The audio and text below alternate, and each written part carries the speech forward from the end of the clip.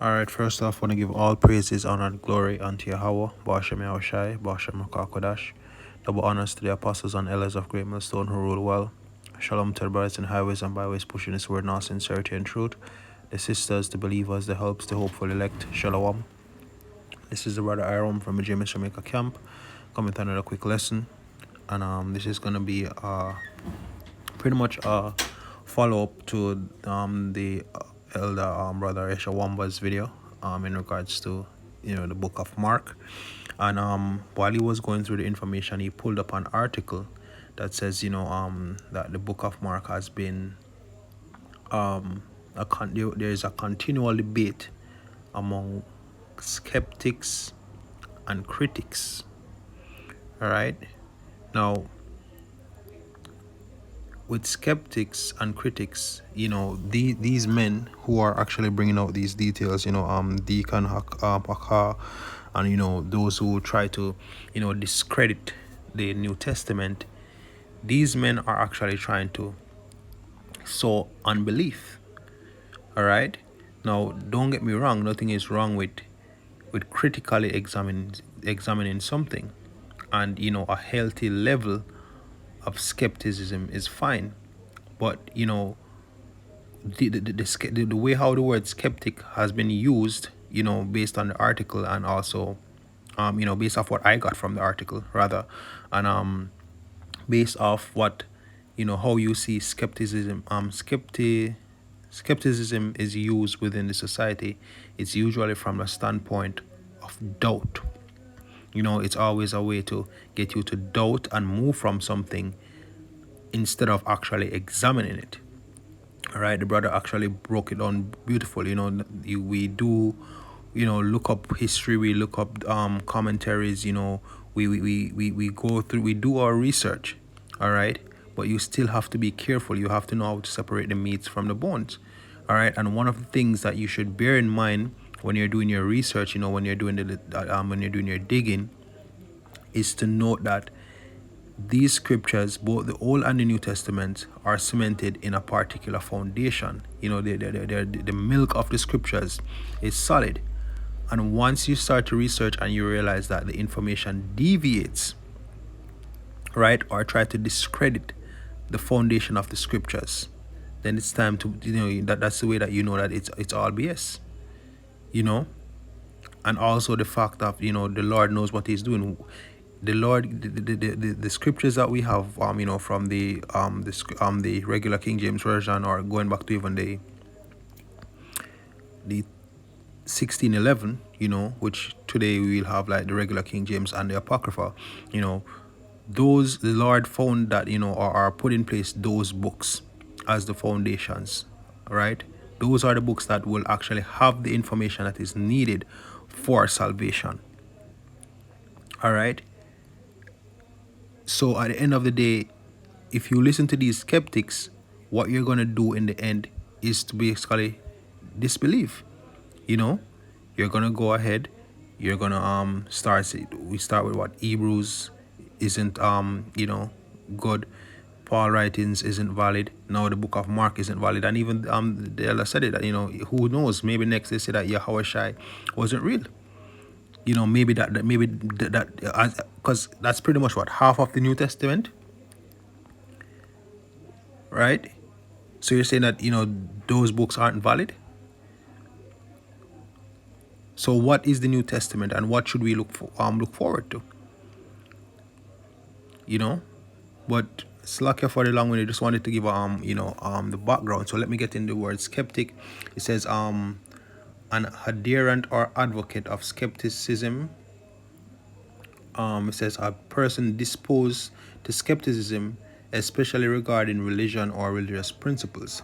Now, when you look up these ads, when you look up skepticism, it says an attitude of doubt or a disposition to incredulity, either in general or towards a particular object, right? The doctrine that true knowledge or knowledge in a particular area is uncertain.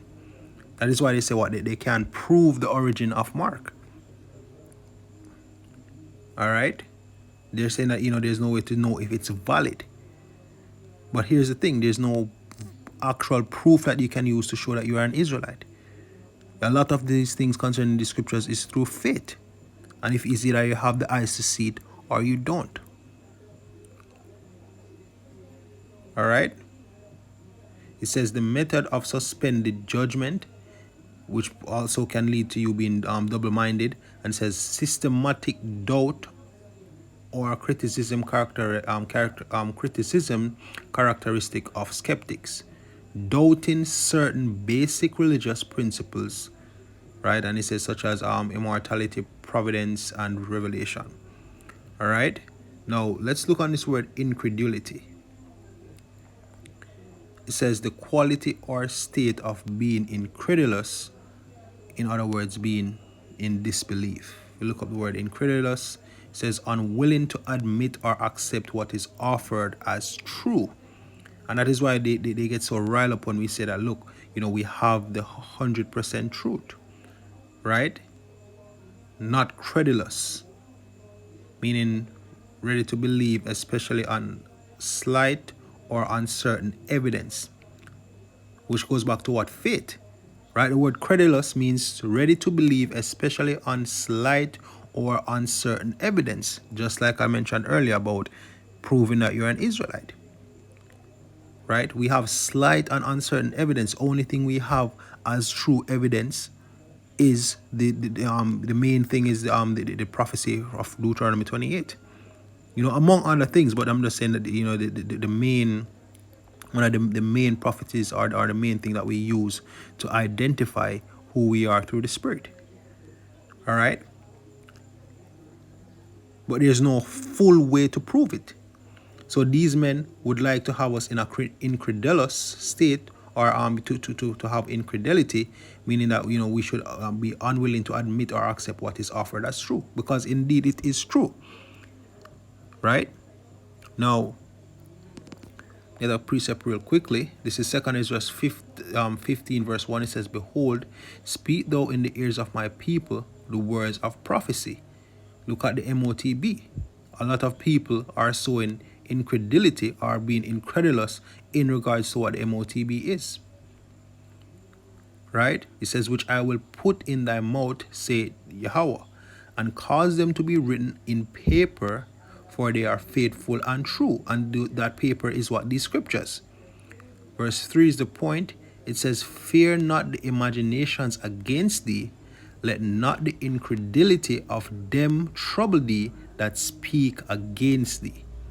And this is what these men are doing. And many of the unbelievers, whether they claim they're Israelites or not, one of the main reasons why they'll be coming up against us is because of their unbelief in what we have to say. It's because of their incredulity, and that is why they're going to come against us. Right? It says, but we should not let the incredulity of them trouble us that speak against us. Why? Because it says, for all the unfaithful shall die in their unfaithfulness. So if you let them, with their imaginations and their speech and the fact that they come against you, cause you to doubt and cause you to turn from the faith, you shall die in your unfaithfulness. Just as they, least they repent, die from their unfaithfulness. The elect is going to be faithful, and the rest, which are the unbelievers, the unfaithful, they are going to die in their unfaithfulness. Right? It says, behold, saith the Lord, I will bring plagues upon the world, the sword, famine, death, and destruction. For wickedness hath exceedingly polluted the whole earth, and their earthful works are fulfilled. And that is the thing. The reason why these deaths, plagues, and why so much wickedness is actually polluting the world, because many people don't believe in the scriptures. They don't believe in the credibility of the scriptures. They don't think the scriptures are credible. All right? So don't let these men with their skepticism get to you. Don't let them draw you in their congregation of unbelievers. Remember what happened to the unbelievers in the wilderness. They did not enter into the Lord's rest. You know? Matter of fact, let me actually get some. Um, unbelief.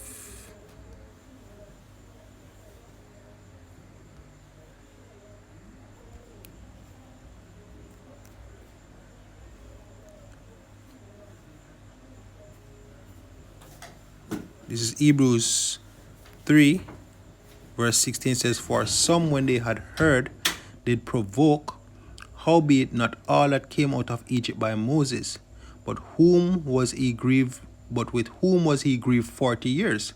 Was it not them that had sinned, whose carcasses fell in the wilderness? And to whom sware he that they should not enter into his rest, but them that believed not? So we see that they could not enter in because of unbelief. All right? Because of unbelief, they did not enter into the Lord's rest.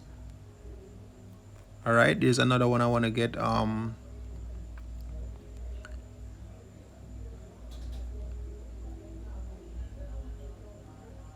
Right. Hebrews 4 verse 6, it says, Seeing therefore it remaineth that some must enter therein, and they to whom it was first preached entered not in because of unbelief.